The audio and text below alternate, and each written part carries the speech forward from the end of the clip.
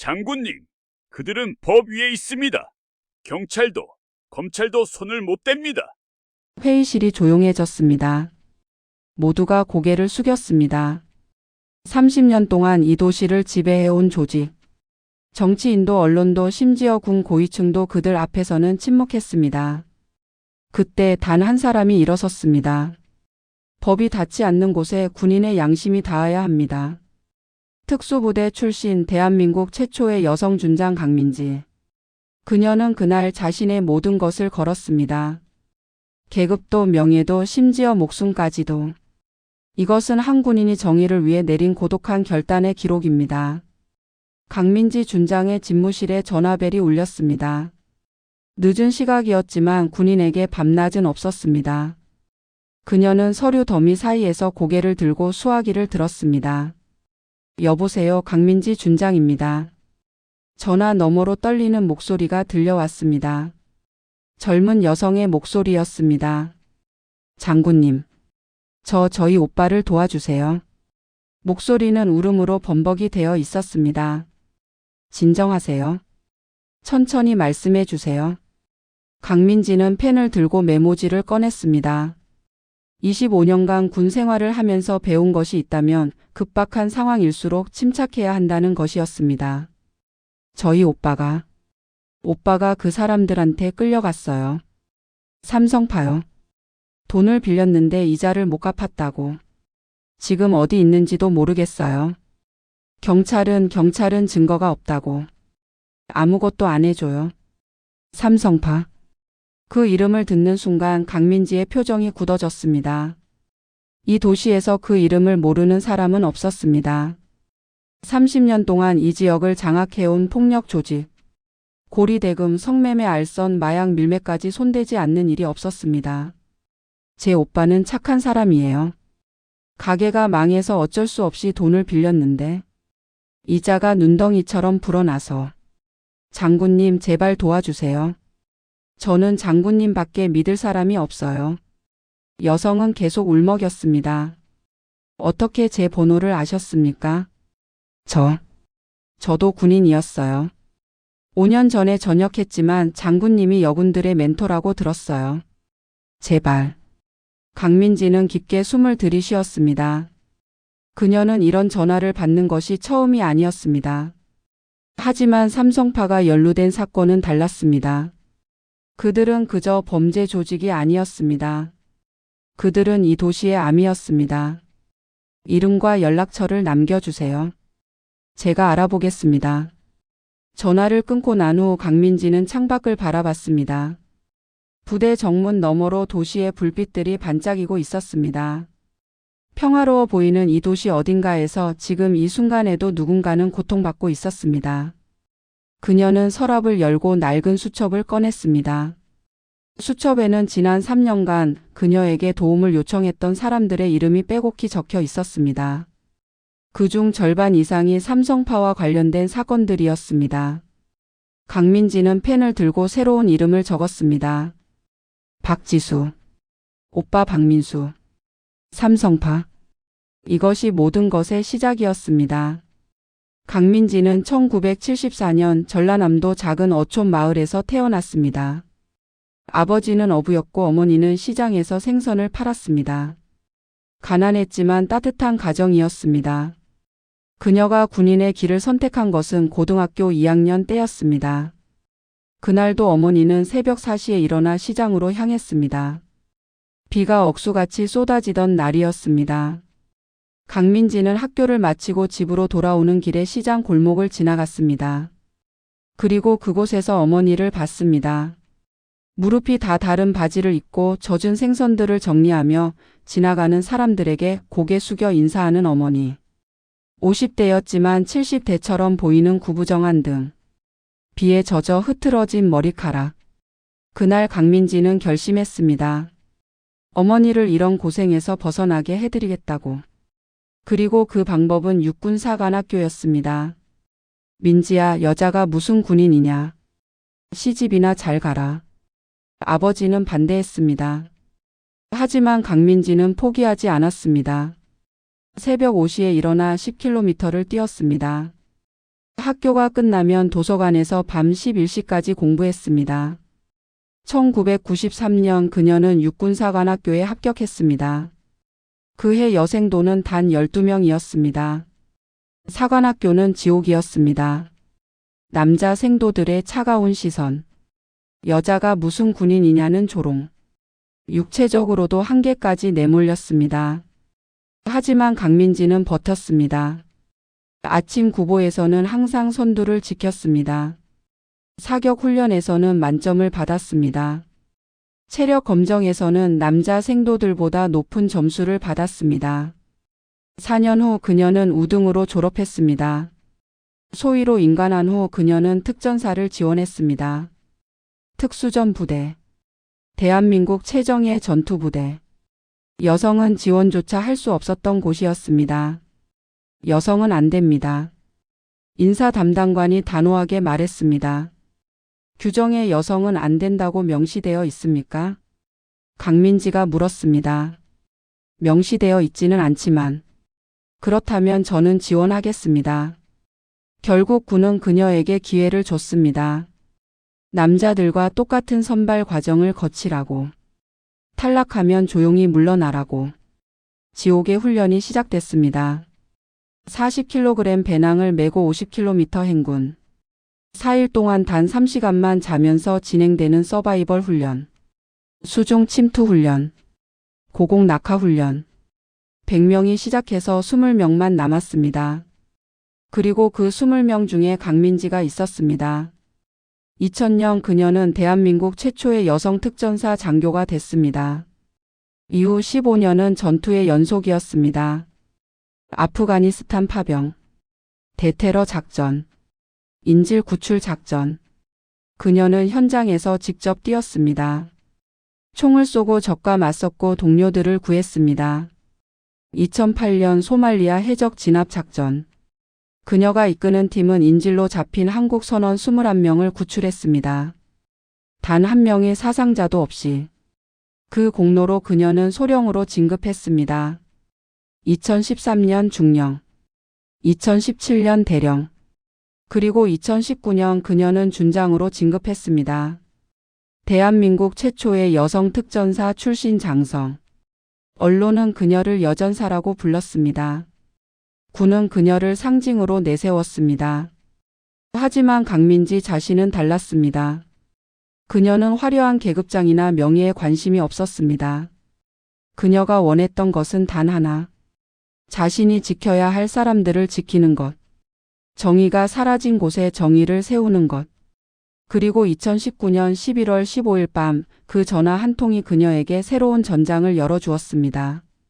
삼성파는 1989년에 만들어진 조직이었습니다. 창립자는 김태성. 당시 26살의 건달이었던 그는 작은 유흥업소 몇 개를 운영하면서 세력을 키웠습니다. 1990년대 그는 빠르게 성장했습니다. 고리 대금업으로 시작해서 성매매, 도박, 마약까지 손을 뻗쳤습니다. 그의 방식은 간단했습니다. 폭력과 협박, 그리고 돈. 경찰에게는 돈을 줬습니다. 정치인에게도 돈을 줬습니다. 언론에도 돈을 줬습니다. 그렇게 30년이 흘렀습니다. 2019년 현재 삼성파는 이 도시 최대의 범죄 조직이 됐습니다. 조직원은 300명. 그들이 운영하는 불법 사업의 연 매출은 500억 원으로 추정됐습니다. 하지만 아무도 그들을 건드리지 못했습니다. 강민지는 다음날 아침 경찰서를 찾아갔습니다. 형사과장 이준호. 그녀의 사관학교 동기였습니다. 민지야, 오랜만이다. 이준호는 반갑게 인사했습니다. 준호야, 삼성파에 대해 알아?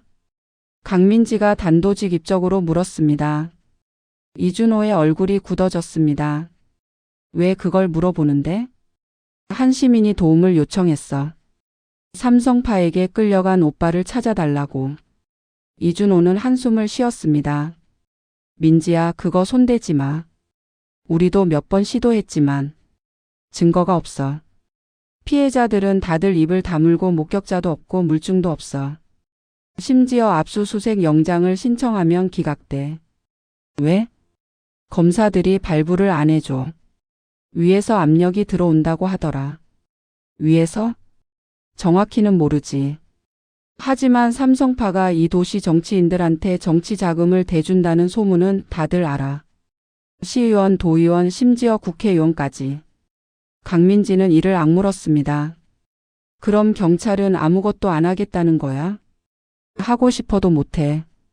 우리 서장님도 그들한테 뭔가 약점 잡혔는지 입을 다물고 계셔. 민지야, 나도 답답해. 하지만 이건 경찰 힘으로는 안 돼. 강민지는 경찰서를 나왔습니다. 그녀의 머릿속은 복잡했습니다. 법이 작동하지 않는 곳, 정의가 사라진 곳. 그렇다면 누가 그들을 막아야 할까? 그녀는 차를 몰고 도시 외곽으로 향했습니다. 삼성파의 본거지로 알려진 곳이었습니다. 3층짜리 낡은 건물. 간판도 없고 창문도 가려져 있었습니다. 건물 앞에는 문신을 한 남자 2명이 서 있었습니다. 그들은 담배를 피우며 지나가는 사람들을 노려보고 있었습니다. 강민지는 차 안에서 그 건물을 한참 동안 바라봤습니다. 그녀의 손이 떨렸습니다. 분노 때문이 아니었습니다. 무력감 때문이었습니다. 25년간 군인으로 살았습니다. 전투에서 이겼습니다. 적을 무찔렀습니다. 하지만 이번에는 달랐습니다. 적은 총을 든 테러리스트가 아니었습니다. 법의 틈을 파고드는 범죄자들이었습니다. 그녀는 핸드폰을 꺼내 박지수에게 전화했습니다. 장군님. 박지수의 목소리는 여전히 떨리고 있었습니다. 오빠 소식 들으셨어요? 아직입니다. 하지만 포기하지 마세요. 제가 반드시 찾아내겠습니다. 감사합니다, 장군님. 정말 감사합니다. 전화를 끊고 난 후 강민지는 다시 그 건물을 바라봤습니다. 그리고 마음속으로 다짐했습니다. 내가 직접 움직이겠다. 강민지는 부대로 돌아와 자료를 모으기 시작했습니다. 삼성파에 대한 모든 정보, 언론 기사, 경찰 수사 기록, 시민들의 제보. 그녀는 밤을 새워가며 파일을 읽었습니다. 그리고 충격적인 사실을 발견했습니다. 지난 10년간 삼성파와 관련된 실종 사건이 23건. 그중 15건은 아직도 미해결. 고리대금 피해자가 수백 명. 성매매로 착취당한 여성이 수십 명. 하지만 기소된 사건은 단 3건. 그마저도 집행유예로 끝났습니다. 왜? 증거 불충분. 피해자 진술 번복. 목격자 없음. 강민지는 이해할 수 없었습니다. 이렇게 많은 피해자가 있는데 왜 아무도 처벌받지 않는 걸까? 그날 저녁 그녀는 옛 동료를 만났습니다. 정보사령부에서 근무하는 대령 박성훈. 그는 정보 수집의 전문가였습니다. 민지, 삼성파를 왜 조사하는 거야? 박성훈이 조심스럽게 물었습니다. 시민 한 명이 도움을 요청했어. 그거 위험해. 삼성파는 그냥 조폭이 아니야. 그들 뒤에는 뭐가 있는데? 박성훈은 주위를 둘러보고 목소리를 낮췄습니다. 정치인들이야. 이 지역 유력 정치인들이 그들한테 돈을 받아. 선거 자금으로. 그리고 그 대가로 그들을 보호해 주는 거지. 증거가 있어? 직접적인 증거는 없어. 하지만 다들 알아. 공공연한 비밀이지. 민지, 이거 건드리면 너 혼자 다쳐. 강민지는 잠시 침묵했습니다. 그래도 해야 해. 왜? 왜 굳이? 내가 군인이니까. 박성훈이 한숨을 쉬었습니다. 민지야, 군인은 국가를 지키는 거지 민간 범죄를 해결하는 게 아니야. 국가가 뭔데? 국민이 국가 아니야? 국민이 고통받는데 군인이 모른 척하는 게 맞아? 박성훈은 대답하지 못했습니다. 강민지는 다음날 아침 국방부로 향했습니다. 그녀는 상관인 중장 김철수를 만났습니다. 준장, 무슨 일인가? 김철수는 친절하게 물었습니다. 장군님, 삼성파라는 조직에 대해 들어보셨습니까? 김철수의 표정이 미묘하게 변했습니다. 들어봤네. 왜? 그들이 민간인을 납치하고 협박하고 있습니다. 경찰은 움직이지 않고 있습니다. 제가 직접 조사하고 싶습니다. 김철수는 잠시 생각하더니 고개를 저었습니다. 안 되네. 그건 경찰 소관이야. 군이 개입할 일이 아니야. 하지만 경찰이 움직이지 않는데 누가 하겠습니까? 준장, 자네 입장을 생각해. 자네는 이제 장성이야. 함부로 움직이면 군 전체에 영향을 미칠 수 있어. 장군님, 저는 계급장을 위해 군인이 된 게 아닙니다. 국민을 지키기 위해 군인이 됐습니다. 김철수의 얼굴이 굳어졌습니다. 강 준장, 지금 나한테 반항하는 건가? 아닙니다. 하지만 제 양심을 따르고 싶습니다. 양심? 양심으로 군대가 움직이나? 명령으로 움직이지. 회의실에 침묵이 흘렀습니다. 김철수는 깊게 숨을 들이쉬고 말했습니다. 강 준장, 내 조언을 듣게. 이거 손대지 말게. 자네 경력에 도움이 안 돼. 어쩌면 끝날 수도 있어. 끝나도 상관없습니다. 강민지는 단호하게 말했습니다. 김철수는 한참 동안 그녀를 바라보다가 한숨을 쉬었습니다. 정말 고집이 세군. 그래, 알았네. 하지만 공식적으로는 군이 지원할 수 없어. 자네 혼자 알아서 해야 돼. 무슨 일이 생겨도 군은 책임 안 져. 감사합니다, 장군님. 강민지는 경례를 하고 나왔습니다. 그날 밤 그녀는 오랜만에 고향 어머니에게 전화했습니다. 민지야, 어쩐 일이니? 어머니의 목소리는 여전히 따뜻했습니다. 어머니, 그냥 목소리 듣고 싶었어요. 무슨 일 있니? 아니에요. 어머니, 제가 군인이 된 이유 기억하세요? 그럼 엄마를 편하게 해주려고 했잖니. 그것도 있지만 정의로운 사람이 되고 싶어서였어요. 어머니가 항상 말씀하셨잖아요. 옳은 일을 하라고. 어머니는 잠시 침묵하다가 말했습니다. 민지야, 위험한 일 하려고? 엄마가 뭘 알겠니? 하지만 엄마는 너를 믿는다. 내가 옳다고 생각하는 일을 해라. 다만 조심해라. 네, 어머니. 전화를 끊고 난 후 강민지는 창밖을 바라봤습니다. 별들이 총총히 빛나고 있었습니다. 그녀는 결심했습니다. 이제 되돌릴 수 없다고. 강민지는 먼저 정보를 수집했습니다. 그녀는 옛 특전사 동료들에게 연락했습니다. 모두 전역했지만 여전히 그녀를 따르는 사람들이었습니다. 형님, 무슨 일입니까? 가장 먼저 달려온 사람은 전 상사 출신 한재훈이었습니다. 40대 중반의 그는 전역 후 경호업체를 운영하고 있었습니다. 재훈아, 위험한 일이야. 억지로 하라는 건 아니야. 형님 일이면 불구덩이라도 뛰어들죠. 이어서 전 중사 출신 여성대원 김수진이 왔습니다. 30대 후반의 그녀는 전역 후 헬스 트레이너로 일하고 있었습니다. 언니, 무슨 일인지 대충 들었어요. 저도 끼워주세요.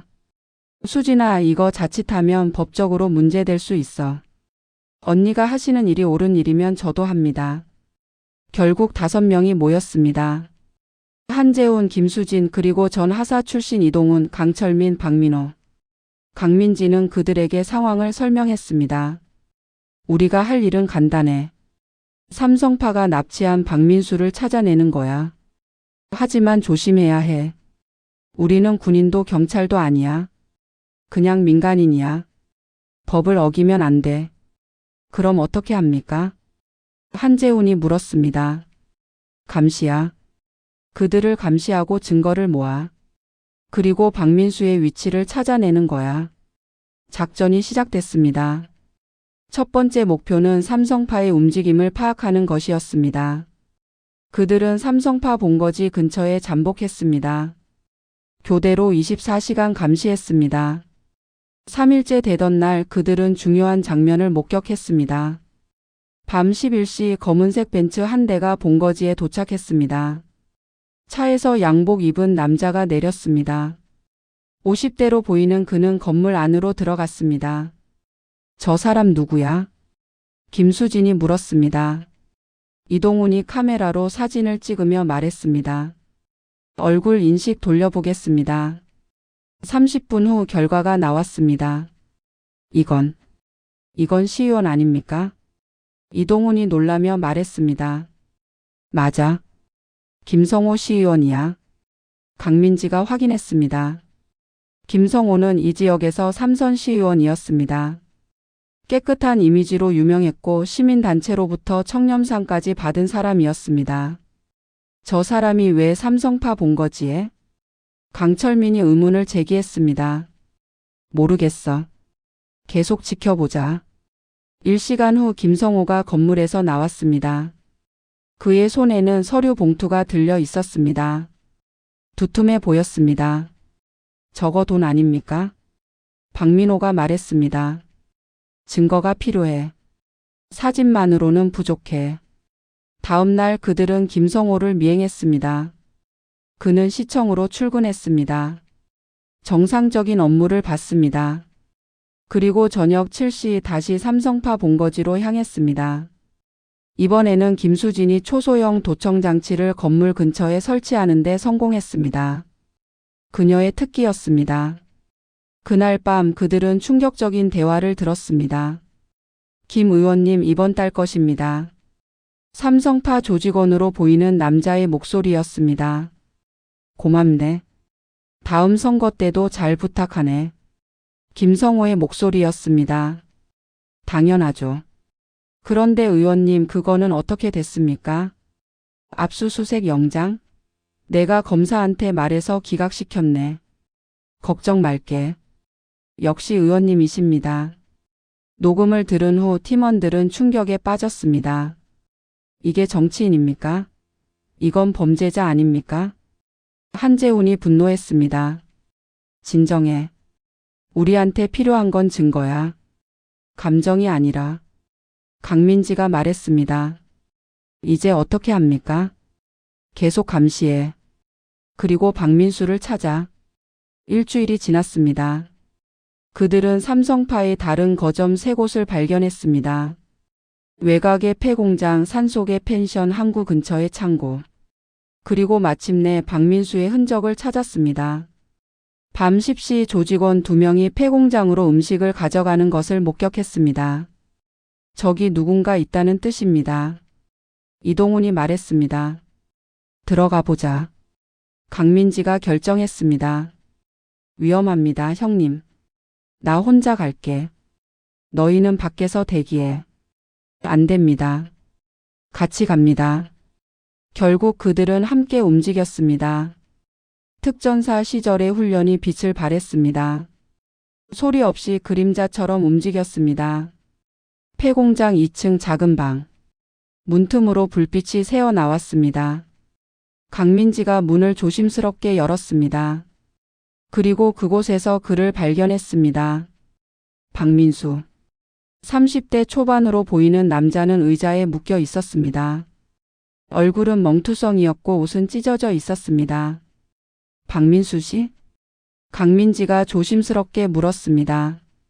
남자가 고개를 들었습니다. 눈은 거의 감겨 있었고 입술은 터져 있었습니다. 누구세요? 지수 씨가 보냈습니다. 구하러 왔어요. 박민수의 눈에서 눈물이 흘러내렸습니다. 정말입니까? 네, 이제 안전합니다. 한재훈이 재빨리 밧줄을 풀었습니다. 걸을 수 있어요? 네. 박민수는 일어나려 했지만 다리에 힘이 없었습니다. 한재훈이 그를 부축했습니다. 빨리 나갑시다. 그들이 건물을 빠져나오려는 순간 헤드라이트 불빛이 그들을 비췄습니다. 차 3대가 공장 입구를 막았습니다. 차에서 남자들이 내렸습니다. 10명이 넘었습니다. 모두 손에 무언가를 들고 있었습니다. 쇠파이프, 야구방망이, 칼. 그중 한 명이 앞으로 나왔습니다. 40대로 보이는 남자. 얼굴 전체에 흉터가 있었습니다. 재미있는데? 누가 우리 물건을 가져가려고? 그의 목소리는 낮고 위협적이었습니다. 강민지는 박민수를 뒤로 숨기고 앞으로 나섰습니다. 당신들이 삼성파입니까? 우리를 알아? 그럼 더 쉽네. 알면서 왜 건드린 거야? 그 사람은 납치 피해자입니다. 우리는 그를 구하러 왔습니다. 남자가 웃었습니다. 조롱하는 웃음이었습니다. 구하러? 여기가 무슨 영화인 줄 알아? 아줌마, 당신 죽고 싶어?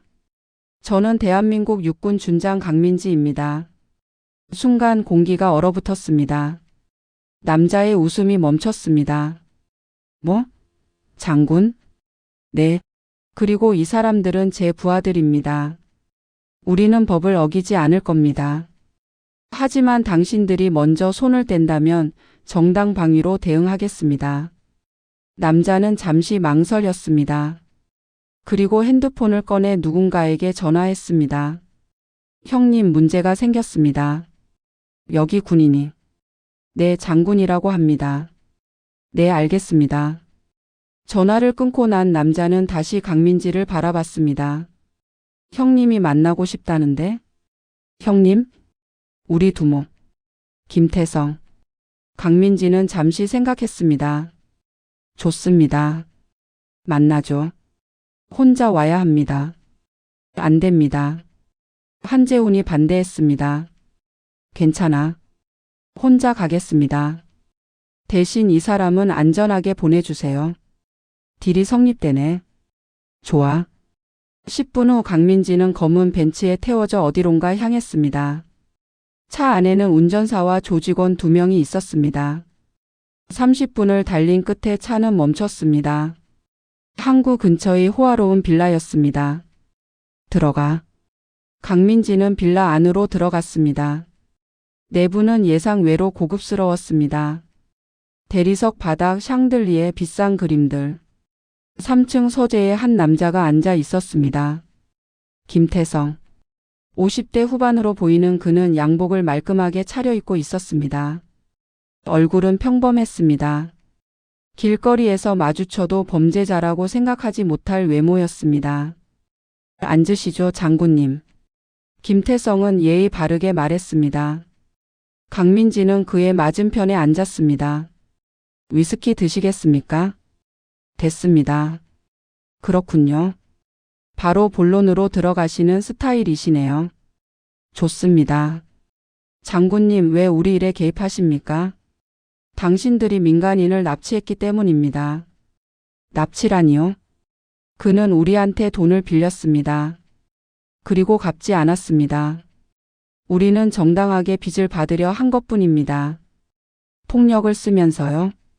세상에는 폭력이 필요한 순간이 있습니다. 장군님도 잘 아시지 않습니까? 군인이시니까. 강민지는 그를 똑바로 바라봤습니다. 군인의 폭력과 당신들의 폭력은 다릅니다. 군인은 나라와 국민을 지키기 위해 폭력을 사용합니다. 당신들은 자신의 이익을 위해 사용합니다. 김태성이 웃었습니다. 이상주의자시군요. 장군님, 현실을 보십시오. 이 세상은 힘이 지배합니다. 법은 강한 자가 만듭니다. 정의는 이긴 자가 정의합니다. 당신은 틀렸습니다. 제가요? 하하, 재미있습니다. 그럼 장군님, 질문 하나 하겠습니다. 30년 동안 저를 감옥에 보낸 사람이 있습니까? 없습니다. 왜 그럴까요? 제가 똑똑해서? 아닙니다. 제가 법 위에 있어서입니다. 당신은 법 위에 있지 않습니다. 그럼 증명해 보시죠. 김태성은 서랍을 열고 서류 뭉치를 꺼냈습니다. 이게 뭔지 아십니까? 이 지역 정치인들, 경찰 간부들, 검사들, 심지어 판사들까지. 이 사람들이 저한테 받은 돈 목록입니다. 그리고 저는 이 사람들의 약점을 모두 쥐고 있습니다. 강민지는 침착하게 물었습니다. 그래서요? 그래서 장군님은 저를 이길 수 없습니다. 경찰도 검찰도 법원도 제 편입니다. 장군님 혼자서 뭘 하시겠습니까? 제가 혼자가 아닙니다. 그 몇 명의 전역 군인들, 하하, 그들로 뭘 하시겠습니까? 강민지는 자리에서 일어났습니다. 김태성 씨, 당신의 시대는 끝났습니다. 당신이 아무리 많은 사람을 매수했어도 진실은 결국 드러나게 돼 있습니다. 허세는 그만하시죠. 장군님, 조언 하나 하겠습니다. 이 일에서 손 떼십시오. 안 그러면 장군님도 다칩니다. 군인이라고 안전한 게 아닙니다. 협박입니까? 경고입니다. 강민지는 돌아서서 나가려 했습니다. 장군님. 김태성이 불렀습니다. 저는 장군님을 존경합니다. 진심입니다. 여성으로 장군까지 오르신 건 대단한 일입니다. 하지만 이 싸움은 장군님이 이길 수 없습니다. 현명하게 행동하십시오. 강민지는 대답 없이 방을 나갔습니다. 강민지는 숙소로 돌아왔습니다. 팀원들이 걱정스러운 얼굴로 기다리고 있었습니다. 형님, 괜찮으십니까? 괜찮아. 박민수는? 병원으로 보냈습니다. 지수 씨도 함께 갔고요. 다행이다. 강민지는 의자에 앉았습니다. 피곤이 몰려왔습니다. 형님, 이제 어떻게 합니까? 한재훈이 물었습니다. 우리가 모은 증거를 경찰에 넘겨야 해. 하지만 경찰이 묵살하면요? 그럼 언론에 제보하는 거야. 언론도 믿을 수 있을까요? 강민지는 잠시 생각했습니다. 김태성의 말이 맞을지도 몰랐습니다. 경찰도 검찰도 언론도 그의 손아귀에 있을지도. 하지만 포기할 수는 없었습니다. 일단 시도는 해봐야지. 다음 날 강민지는 지역 일간지 기자를 만났습니다. 탐사보도팀 기자 송지훈.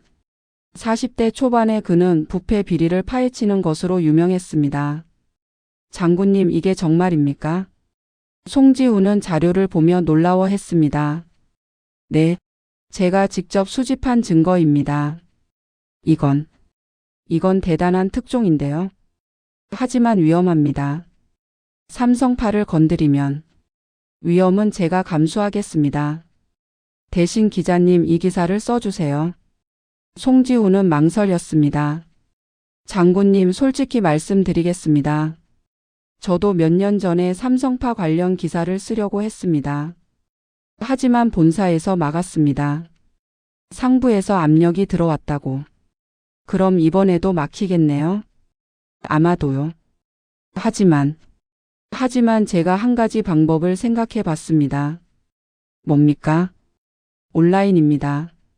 제 개인 블로그에 올리는 겁니다. 신문사 이름을 빼고요.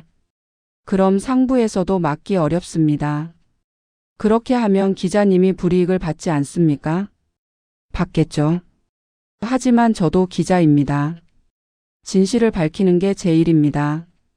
강민지는 송지훈의 손을 잡았습니다. 감사합니다. 3일 후 송지훈의 블로그에 기사가 올라왔습니다. 삼성파 30년간의 범죄 전모 공개. 기사에는 강민지 팀이 수집한 모든 증거가 담겨 있었습니다.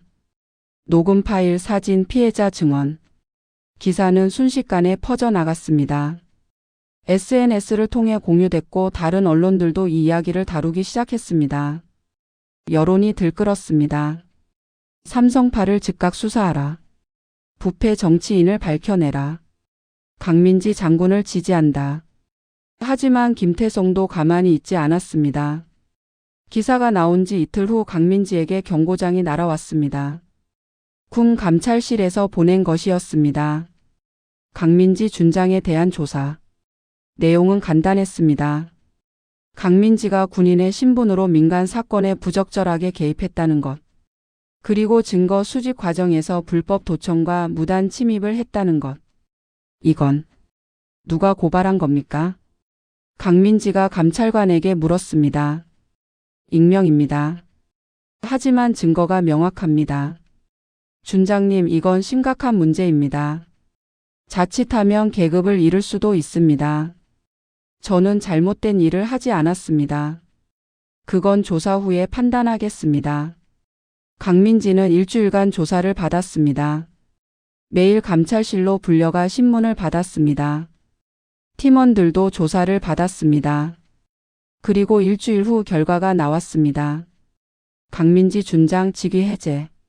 추가 조사 진행까지 대기 명령. 강민지는 계급장을 빼야 했습니다. 25년간 지켜온 군인의 신분. 그것이 하루아침에 사라졌습니다. 팀원들은 분노했습니다. 이게 말이 됩니까? 형님은 잘못한 게 없는데. 한재훈이 소리쳤습니다. 진정해. 이건 예상했던 일이야. 예상했어요? 그럼 왜 하신 겁니까? 해야 할 일이었으니까. 강민지는 침착했습니다. 아니, 침착한 척했습니다. 사실 그녀의 마음은 무너지고 있었습니다. 25년. 그녀의 모든 것이었던 군 생활. 그것이 끝나고 있었습니다. 그날 밤 그녀는 혼자 술을 마셨습니다. 처음으로 혼자서 소주 한 병을 비웠습니다. 전화벨이 울렸습니다. 어머니였습니다. 민지야, 뉴스 봤다. 괜찮니? 네, 어머니. 거짓말하지 마. 엄마가 너를 몇 년을 키웠는데 목소리만 들어도 알아. 강민지의 눈에서 눈물이 흘러내렸습니다. 어머니, 제가 잘못한 걸까요? 아니다. 너는 옳은 일을 했다. 하지만 저는 모든 걸 잃었어요. 군인도 아니게 됐고 사람들은 저를 비난하고. 민지야, 내가 지금 잃은 건 계급장이야. 하지만 내가 지킨 건 양심이야. 어느 게 더 중요하니? 강민지는 울먹였습니다. 모르겠어요, 어머니. 민지야, 엄마가 너한테 가르친 거 기억하니? 옳은 일은 언제나 어렵다고. 하지만 그래도 해야 한다고. 너는 그걸 했어. 엄마는 자랑스럽다. 전화를 끊고 난 후 강민지는 한참을 울었습니다. 하지만 다음 날 아침 그녀는 다시 일어났습니다. 포기하지 않겠습니다. 팀원들 앞에서 그녀가 선언했습니다. 계급장이 없어도 저는 여전히 강민지입니다. 그리고 우리의 싸움은 아직 끝나지 않았습니다. 형님. 팀원들의 눈에서 눈물이 흘러내렸습니다. 이제 우리는 더 조심해야 해. 법을 어기면 안 돼. 하지만 증거는 계속 모아야 해. 알겠습니다. 기사가 나간 후 경찰은 마지못해 수사를 시작했습니다. 여론의 압력 때문이었습니다. 하지만 수사는 제대로 진행되지 않았습니다. 삼성파 조직원들을 소환했지만 모두 묵비권을 행사했습니다. 압수수색을 시도했지만 영장이 기각됐습니다. 그리고 한 달 후 충격적인 발표가 나왔습니다. 삼성파 수사 종결. 혐의 없음. 경찰은 증거 불충분을 이유로 수사를 종결했습니다. 여론은 다시 들끓었습니다. 하지만 아무것도 바뀌지 않았습니다. 강민지는 좌절했습니다. 이게 말이 됩니까? 우리가 모은 증거가 이렇게 많은데. 형님, 경찰이 의도적으로 수사를 축소한 겁니다. 이동훈이 분석했습니다. 그럼 우리가 직접 더 확실한 증거를 찾아야 해. 어떻게요? 김태성의 비리 장부. 그게 있어야 해. 강민지는 결심했습니다. 위험하지만 그것만이 유일한 방법이었습니다. 제가 직접 들어가겠습니다. 안 됩니다, 형님. 팀원들이 반대했습니다. 너무 위험합니다. 게다가 불법 침입입니다. 형님은 이미 조사를 받고 계시잖아요. 알아. 하지만 다른 방법이 없어. 그럼 저희가 가겠습니다. 아니, 너희는 가족이 있잖아. 나는 혼자야. 강민지의 고집을 꺾을 수 없었습니다. 일주일 후 강민지는 김태성의 빌라에 침투했습니다. 밤 2시. 경비는 2명뿐이었습니다. 특전사 훈련을 받은 그녀에게는 어렵지 않은 일이었습니다. 담을 넘고 창문을 열고 소리 없이 안으로 들어갔습니다. 3층 서재. 그곳에 장부가 있을 것이라고 추측했습니다. 하지만 서재 문은 잠겨 있었습니다. 전자식 잠금 장치였습니다. 강민지는 팀에서 미리 준비한 해킹 장비를 사용했습니다. 5분 후 문이 열렸습니다. 서재 안은 어두웠습니다. 손전등을 켜고 책장을 뒤졌습니다. 그리고 찾았습니다. 금고. 하지만 그 순간 불이 켜졌습니다. 찾으셨습니까, 장군님? 김태성이 서 있었습니다. 그의 뒤에는 조직원 5명이 있었습니다. 강민지는 놀라지 않았습니다. 아니, 놀란 척하지 않았습니다. 기다리고 계셨군요. 당연하죠. 장군님이 오실 줄 알았습니다. 장군님은 포기를 모르시니까. 그 금고 안에 뭐가 있습니까? 궁금하십니까? 보여드릴까요? 김태성이 금고를 열었습니다. 안에는 장부 여러 권과 USB들이 들어 있었습니다. 이게 장군님이 찾으시던 겁니다. 30년간의 거래 내역, 돈을 받은 사람들의 명단, 모든 증거가 여기 있습니다. 왜 보여주는 겁니까? 왜냐하면 장군님은 이걸 가져갈 수 없으니까요. 조직원들이 강민지를 포위했습니다. 장군님, 이제 선택하십시오. 조용히 물러나시거나 아니면. 김태성이 말을 멈췄습니다. 아니면 뭡니까? 아니면 여기서 사고가 나는 겁니다. 불법 침입자가 저항하다가 다치는 거죠. 강민지는 침착하게 주위를 둘러봤습니다. 조직원 5명. 모두 흉기를 들고 있었습니다. 하지만 그녀는 특전사 출신이었습니다. 한 가지 놓치신 게 있습니다. 뭡니까? 저는 혼자 오지 않았습니다. 그 순간 창문이 깨지며 성광탄이 날아들었습니다. 빛과 함께 엄청난 소음이 터졌습니다. 조직원들이 눈을 가리며 비틀거렸습니다. 한재웅과 팀원들이 창문을 통해 진입했습니다.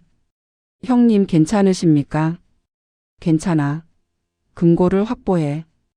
김수진이 재빠르게 금고의 자료들을 가방에 담았습니다. 이 자식들이. 김태성이 소리쳤습니다. 조직원들이 몰려들었습니다. 싸움이 벌어졌습니다. 하지만 특전사 출신들의 상대가 될 리 없었습니다. 한재우는 조직원 2명을 순식간에 제압했습니다. 강철민과 박민호도 나머지를 무력화시켰습니다. 가자. 강민지가 외쳤습니다. 팀원들은 자료를 들고 빠져나갔습니다. 건물 밖에는 차가 대기하고 있었습니다. 그들은 재빨리 차에 올라탔습니다. 쫓아와. 김태성이 소리쳤습니다. 조직원들이 차를 타고 뒤쫓았습니다. 빨리. 이동훈이 운전하며 속도를 올렸습니다. 도로를 질주했습니다. 뒤에서 3대의 차가 따라왔습니다.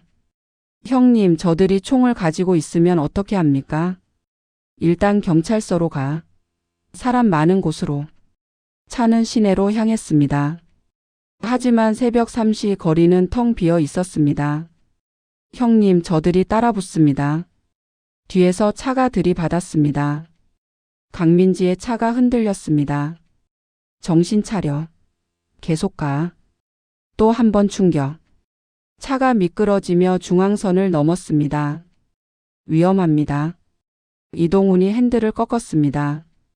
차는 간신히 균형을 잡았습니다. 그때 앞에서 경찰차 불빛이 보였습니다. 경찰이다. 팀원들이 안도했습니다. 하지만 강민지는 달랐습니다. 경찰차가 그들을 막아섰습니다. 그리고 차에서 내린 경찰관은 놀랍게도 김태성 편이었습니다. 차에서 내리십시오. 경찰관이 총을 겨눴습니다. 우리는 증거를 확보했습니다. 삼성파의 비리 증거를. 강민지가 외쳤습니다. 불법 침입과 절도죄로 체포하겠습니다. 뭐라고요? 당신들은 법을 지켜야 할 경찰 아닙니까? 하지만 경찰관은 총구를 낮추지 않았습니다. 그 순간 다른 경찰차가 도착했습니다. 그리고 차에서 내린 사람은 이준호 형사과장이었습니다. 뭐 하는 거야? 이준호가 소리쳤습니다. 과장님, 이들은 불법 침입을. 닥쳐. 너 지금 누구 편이야? 범죄자 편이야? 경찰관이 당황했습니다. 과장님, 하지만 상부에서. 상부고 뭐고 나는 경찰이야. 범죄자를 잡는 게 내 일이지 보호하는 게 아니야. 이준호는 강민지에게 다가갔습니다. 민지야, 괜찮아? 준호야. 고마워. 증거 확보했어? 응. 그럼 내가 보호해 줄게. 내 목 걸고. 그날 강민지 팀은 이준호의 보호 아래 안전하게 숙소로 돌아왔습니다. 하지만 그들도 이준호도 알았습니다. 이제 진짜 전쟁이 시작됐다는 것을. 자료를 분석하는데 사흘이 걸렸습니다. 그리고 나온 결과는 충격적이었습니다.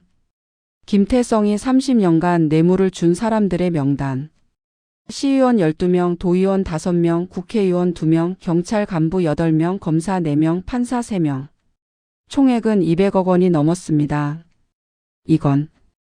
이건 상상을 초월하는데요. 송지훈 기자가 말했습니다. 강민지는 그를 다시 불렀습니다.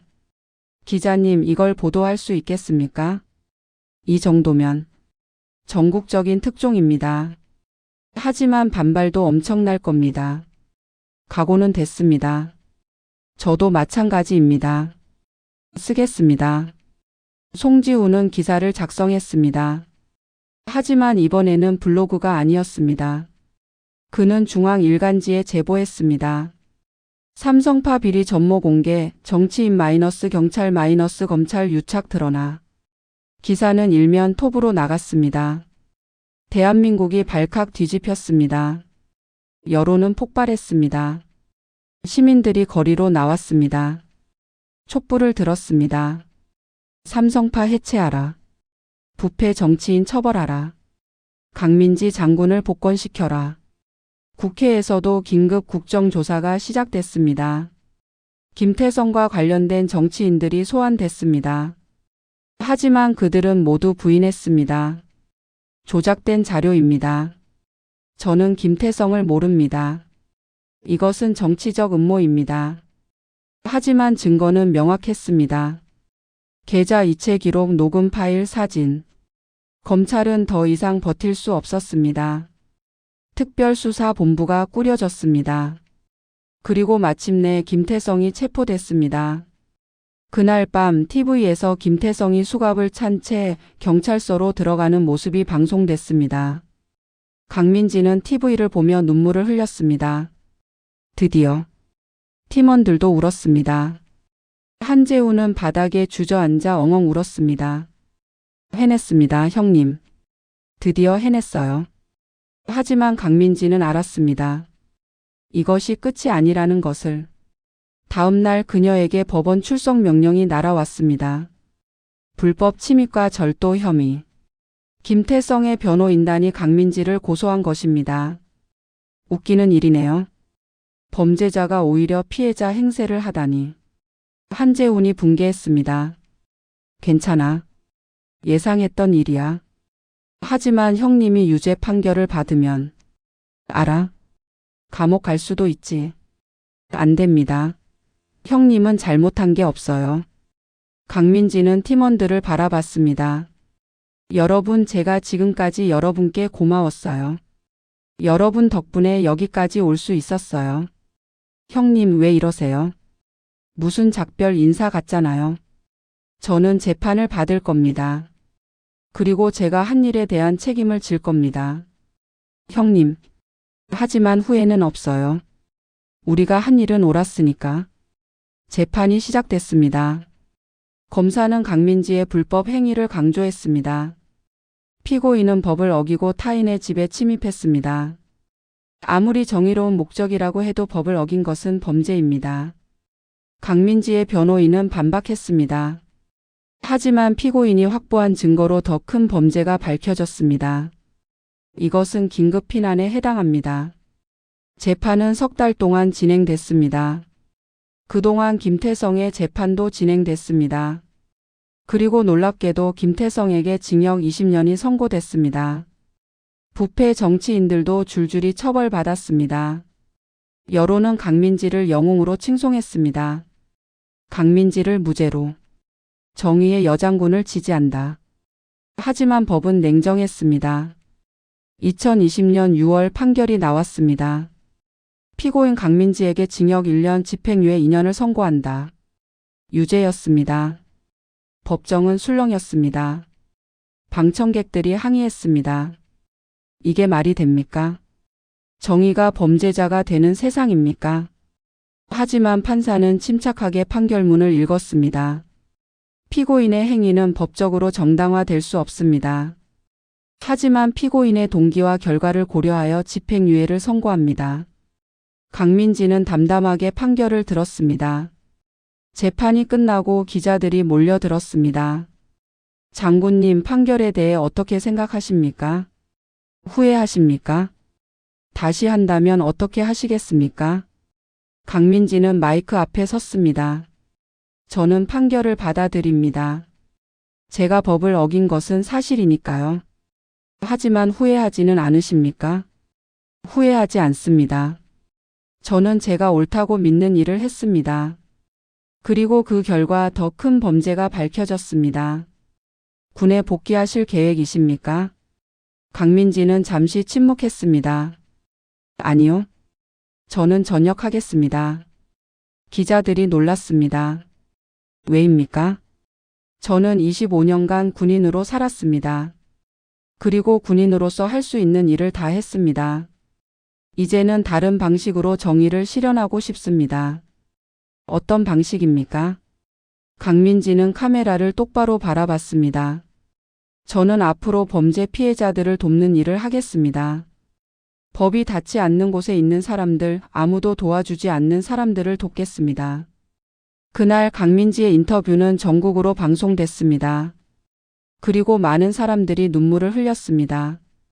김태성의 유죄 판결 이후 삼성파는 급격히 무너졌습니다. 조직원들이 줄줄이 체포됐습니다. 그들이 운영하던 불법 사업장들이 폐쇄됐습니다. 30년 동안 이 도시를 지배하던 거대한 범죄 제국이 무너지는 데는 단 6개월이 걸렸습니다. 하지만 가장 중요한 것은 다른 곳에 있었습니다. 피해자들이 말하기 시작한 것입니다. 30년 동안 침묵했던 사람들, 협박과 폭력에 눌려 살았던 사람들, 그들이 하나둘씩 용기를 냈습니다. 저도 피해자입니다. 저희 가족도 그들 때문에 고통받았습니다. 저는 20년 동안 이자를 갚았습니다. 하지만 원금은 줄지 않았습니다. 피해자가 200명이 넘었습니다.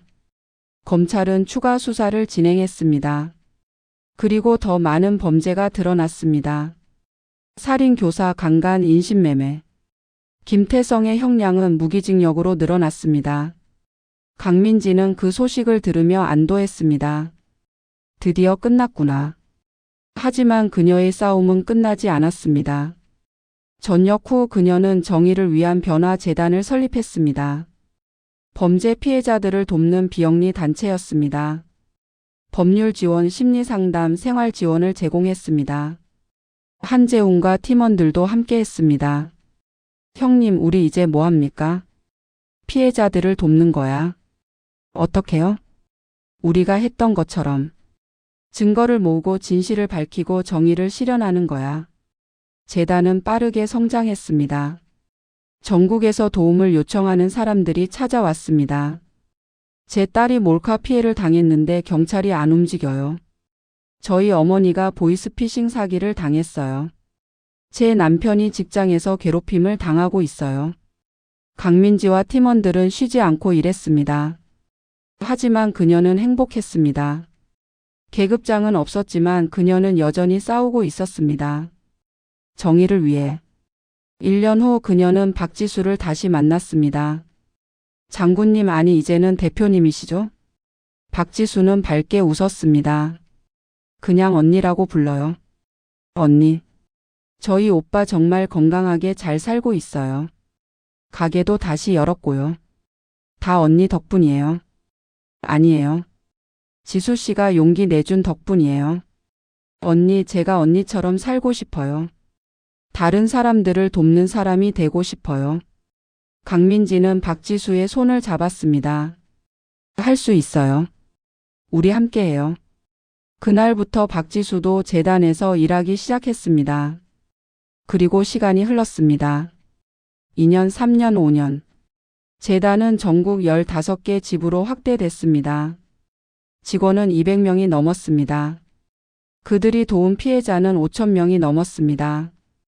강민지는 여전히 현장을 뛰었습니다. 50대가 됐지만 그녀의 열정은 식지 않았습니다. 어느 날 그녀는 국회에 초청됐습니다. 범죄 피해자 보호법 개정안을 논의하는 자리였습니다. 강민지 대표님 말씀해 주시죠. 강민지는 마이크 앞에 섰습니다. 존경하는 국회의원님들 그리고 국민 여러분. 그녀의 목소리는 떨렸습니다. 하지만 단호했습니다. 저는 5년 전 한 통의 전화를 받았습니다. 도와달라는 전화였습니다. 그때 저는 군인이었습니다. 그리고 군인은 국민을 지켜야 한다고 배웠습니다. 국회의원들이 그녀를 바라봤습니다. 하지만 저는 알았습니다. 법만으로는 부족하다는 것을, 제도만으로는 부족하다는 것을, 가장 중요한 것은 사람의 마음이라는 것을. 우리 사회에는 여전히 많은 피해자들이 있습니다. 그들은 법의 보호를 받지 못합니다. 그들은 목소리를 낼 수 없습니다. 그들은 고통받고 있습니다. 강민지의 눈에서 눈물이 흘러내렸습니다. 제가 여러분께 부탁드립니다. 그들의 목소리를 들어주세요. 그들을 보호해 주세요. 그것이 정의입니다. 그것이 우리가 해야 할 일입니다. 국회의장이 말했습니다. 강 대표님의 말씀 가슴 깊이 새기겠습니다. 우리 국회는 범죄 피해자 보호를 위해 최선을 다하겠습니다. 그날 법안은 통과됐습니다. 범죄 피해자에게 더 많은 법적 보호와 지원을 제공하는 법. 강민지가 싸워서 얻어낸 결과였습니다. 이 이야기는 한 군인의 용기와 희생 그리고 정의를 향한 굽히지 않는 의지를 담은 기록입니다. 세상에는 여전히 법이 닿지 않는 곳이 있습니다. 정의가 사라진 곳이 있습니다. 하지만 그곳에도 포기하지 않는 사람들이 있습니다. 강민지 같은 사람들이, 당신 같은 사람들이, 우리 모두가 조금씩 용기를 낸다면 세상은 분명 더 나은 곳이 될 것입니다. 감사합니다.